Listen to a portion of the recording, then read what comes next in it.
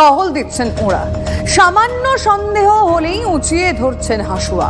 গ্রামের আনাচে কানাচে যারা ঘুরে বেড়াচ্ছেন তারা রাঁধেন, চুল বাঁধেন, আবার সীমান্ত পাহারা দেন। খিড়কি থেকে সিংহদুয়ারের অনেক বাইরে, দেশের স্বার্থে, দশের স্বার্থে। মালদার সুখদেবপুরের মহিলারা রাত জাগছেন বাংলাদেশি অনুপ্রবেশকারীদের তাড়াবেন বলে। হাতে হাসুয়া, সীমান্তে নজর, দাঁড়িয়ে আছেন যারা, তারাই ভারত, আমাদের দেশ। নিতান্ত সাদামাটা চেহারা, আট পৌড়ে ছাপা শাড়ি, মাথায় ঘোমটা, হাতে শাঁখা পলা নোয়া, সঙ্গে হাতে হাসুয়া আর চোখে আগুন না থাকলে আলাদা করে নজরেও পড়বেন না।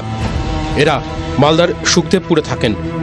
সুখদেবপুর, যেখানে বলে না দিলে ভারত আর বাংলাদেশের মাটি আলাদা করা যায় না, যেখানে এখন রাত বিরেতে ঢুকে পড়ছে বাংলাদেশি হানাদাররা। TV9 বাংলা যখন সুখদেবপুরে পৌঁছয় তখন মহিলারা মিটিং করছেন। কিছুক্ষণ পর চাটাই গুটিয়ে ওরা উঠলেন, গিয়ে দাঁড়ালেন একটা উঁচু মতো জায়গায়, যেখান থেকে সীমান্ত স্পষ্ট দেখা যায়। দেখা যায় ওপারে খেজুর গাছের আড়ালে সর্ষে ক্ষেতের ভেতরে কেউ লুকিয়ে আছে কিনা। হঠাৎ চোখে পড়ল সীমান্তের কাছে ওপারে তারা ভিড় করে আছে।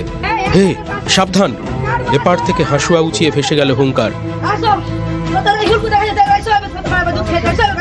এই মুহূর্তে দাঁড়িয়ে আছি আমি সুখদেবপুরের সেই অঞ্চলে, যেখানে প্রায় 1.5 কিলোমিটার এলাকা সম্পূর্ণভাবে ফাঁকা, কোনো রকম কাঁটাতার নেই। আর এই কাঁটাতার নিয়েই যত সমস্যা। গত কয়েকদিন ধরেই এখানে ফেন্সিং করানোর জন্য যে ব্যবস্থা নিচ্ছিল BSF, কিন্তু সেখানে বারবার বাধা দেওয়ার অভিযোগ উঠেছে বর্ডার গার্ড বাংলাদেশের বিরুদ্ধে। মালদার সুখদেবপুরে খোলা সীমান্তে কাঁটাতার বসাতে হবে, কিন্তু BSF-কে বাধা দিচ্ছে বর্ডার গার্ড বাংলাদেশ, তাই দেরি হচ্ছে। আর সেই সুযোগে সূর্য পশ্চিমে ঢললে আলো কমে এলে নাকি ঢুকে পড়ছে বাংলাদেশি অনুপ্রবেশকারীরা। ঢুকে পড়ছে নাকি বিজেপি ঢোকাচ্ছে? বাংলাদেশের জঙ্গি এসেছিল, দিয়ে এসে 6 জন এসে 6 জন এই গম টম সব কাটলো। অতএব পালা করে পাহারা, সকালে, দুপুরে এবং অবশ্যই রাতে। হাসুয়া হাতেই আছে, বেগতিক বুঝলেই হাসুয়া হাওয়ার সঙ্গে কথা বলবে। নিজের সুরক্ষা, দেশের সুরক্ষা। সুখদেবপুরের মায়েরা, মেয়েরা BSF-এর সঙ্গে সীমান্ত পাহারা দিচ্ছেন। হেসে নিয়ে থাকছি, বড় লাঠি নিয়ে থাকছি, আসলে আমরা কাটবো কি মারবো। 1941 সালে জার্মানি যুদ্ধে জড়িয়েছিল রাশিয়ার সঙ্গে। হিটলারের বাহিনীকে ঠেকাতে এগিয়ে আসেন রুশ মহিলারা। স্নাইপার হিসেবে প্রশিক্ষণ শেষ হলে তৈরি হয় লেডি কিলার গ্যাং। প্রায় 2000 মহিলা স্নাইপার ছিলেন রাশিয়ার সেনাবাহিনীতে। হিটলারও নাকি সমছে চলতেন রাশিয়ার এই লেডি কিলারদের। সুখদেবপুরের মেয়েদের ট্রেনিং নেই, তারা নিজেরাই দেশ বাঁচাতে নেমেছেন। এই বাংলার মাটি যে দুর্জয় ঘাঁটি, সেটা ওই বাংলার দুর্বৃত্তদের সমঝে দিচ্ছেন সুখদেবপুরের মায়েরা। ক্যামেরায় মুজিবর শেখের সঙ্গে সুব্রত ভট্টাচার্যের রিপোর্ট, TV9 বাংলা। জেলে বসেই জাল ছড়াচ্ছে তারিকুলের মতো জঙ্গিরা। অবশেষে নড়ে চড়ে বসল প্রশাসন। কাজ হচ্ছে না পুরনো জ্যামারে, সে কারণে 4G 5G নেটওয়ার্কে অকেজো জেলের বর্তমান জ্যামার। এবার বসানো হচ্ছে অত্যাধুনিক প্রযুক্তির জ্যামার। কখনো জেলে বসে জঙ্গি জাল ছড়ানোর অভিযোগ, কখনো গারদের ওপার থেকেই চলছে তোলাবাজি, কখনো আবার জেল থেকেই দেওয়া হচ্ছে খুনের সুপারি। সেই নেটওয়ার্ক চালাতে লুকিয়ে ব্যবহার করা হচ্ছে মোবাইল ফোন। সেই জাল কাটতে এবার পশ্চিমবঙ্গের জেলগুলিতে বসছে অত্যাধুনিক প্রযুক্তির জ্যামার। কারা দফতর সূত্রে দাবি, বর্তমানে যে জ্যামার ব্যবহার করা হয় তা জেল চৌহদ্দিতে 4G 5G নেটওয়ার্ক অকেজো করতে পারছে না, সেগুলি দিয়ে শুধু 2G নেটওয়ার্কই অকেজো করা যায়। তাই রাজ্যের জেলগুলিতে চালু হচ্ছে tower harmonious call blocking system.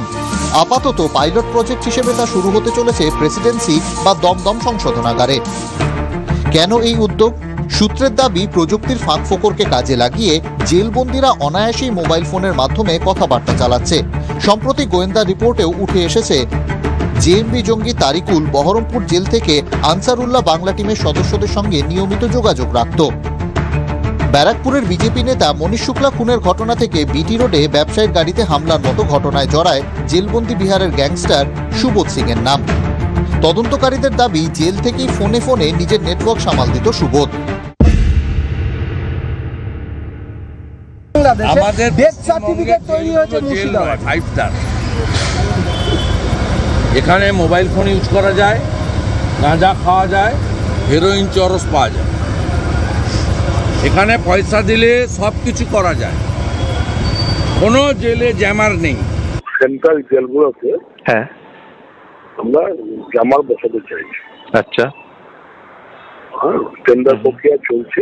আচ্ছা, এবং পরবর্তী ফেজে বাকি জেলগুলোকে আচ্ছা, আমাদের চিন্তা অবশ্যই সিস্টেম চালু করতে গেলে কোথাও কোথাও হয়তো সমস্যার মুখে পড়তে হবে রাজ্য কারা দপ্তরকে। তার কারণ অতীতেও দেখা গিয়েছে জয়পুরের জেল, বেঙ্গালুরুর জেল, সেখানে এই ধরনের সিস্টেম কার্যকর করতে গিয়ে আশেপাশের যে সমস্ত মানুষজন রয়েছেন তাদের ফোনেও কিন্তু নো সিগন্যাল, ফলে সেই জায়গাকেও মাথায় রাখতে হচ্ছে রাজ্য কারা প্রশাসনকে। কারা দফতর সূত্রে খবর, জেলের আধিকারিক এবং আশপাশের এলাকার বাসিন্দারা যাতে জ্যামারের গণ্ডির বাইরে থাকেন সেই বন্দোবস্ত আগে থেকে রাখা থাকবে। তবে জেলের আধিকারিক কর্মীদের ব্যবহৃত নম্বরের সংখ্যা হবে সীমিত, এমনটাই সূত্রের খবর। প্রদীপ্ত কান্তি ঘোষের রিপোর্ট, TV9 বাংলা।